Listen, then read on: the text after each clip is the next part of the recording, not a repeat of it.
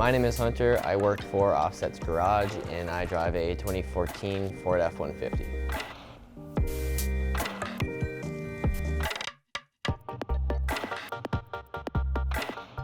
Late freshman year of high school, I started liking trucks, so I knew that my first vehicle was going to be a truck, but I didn't know what to get.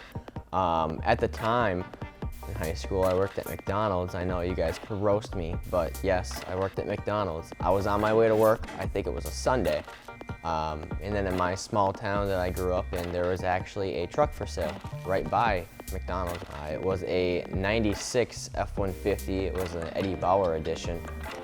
Extended cab, short bed, 5-liter. It was very, very clean. And then I think it was the next day I brought it home with me. So that was my first truck. I think it was senior year. I traded that in, or I sold it, and then I got a 2012 Ford Focus because I was going to be commuting to college.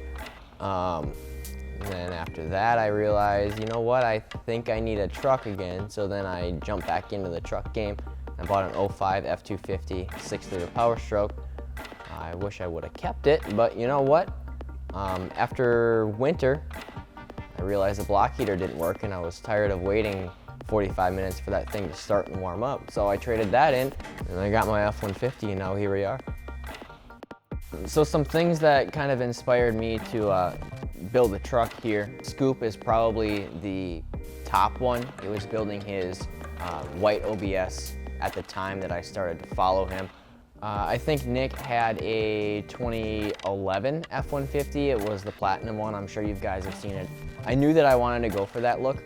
I'm not as wide as him, but I just knew overall that that's kind of what I was shooting for. I do like the tall and wide trucks. When I first started here, Lawson was building his truck too, so I knew it was going to be kind of a process to get everything in-house and get everything finalized.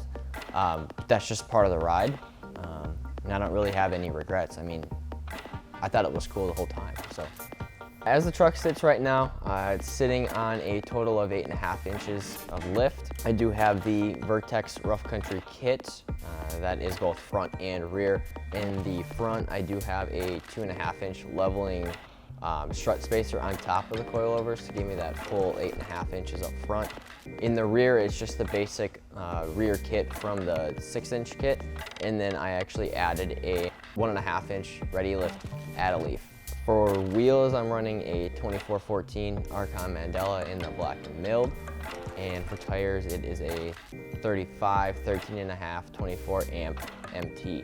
I swapped out my headlights for some Morimotos. Same with the fogs, those are Morimotos. There's a Horn Blaster's train horn underneath the truck. It's tinted 20% all the way around. I got a 5% banner. It's a decent start. It's nowhere near where I want it like completely as of right now, so that's just a start for me. Last month we went to Daytona. That was the first show that I have ever been to. I actually drove the truck down there about 4 days after it was finished, so that was an experience. I wasn't very used to the height and the width of the truck rolling down the highway. I have maybe like a foot of space on each side of me to stay in the lane. We made it to about Tennessee. After the mountains, my brakes were getting pretty damn soft, so I let everybody know we pulled off, and my driver's rear, the caliper bracket, one of the slide pins came out. So that bracket was just sitting there flopping. I did lose one of my brake pads. Good thing I caught it when I did, otherwise that would have been bad.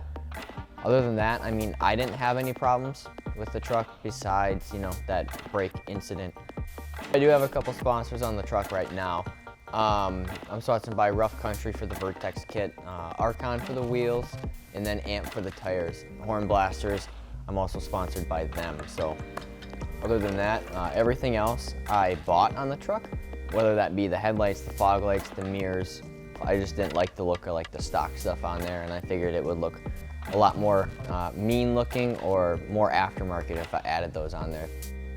As for future plans, this year I think I'm just gonna like leave it alone since I just lifted it and did the wheels, tires. I kind of want to run with it how it is for now.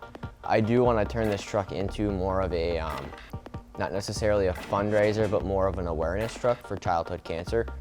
I don't know if I'd go like a full throttle, like a 10-inch, or if I want to go crazy and go even higher, or if I want to sell this and move on to like a 3/4 ton diesel. As much as I don't want to get rid of this truck just because it's the first one that I've built, I just don't know if it's the right platform to do something that crazy.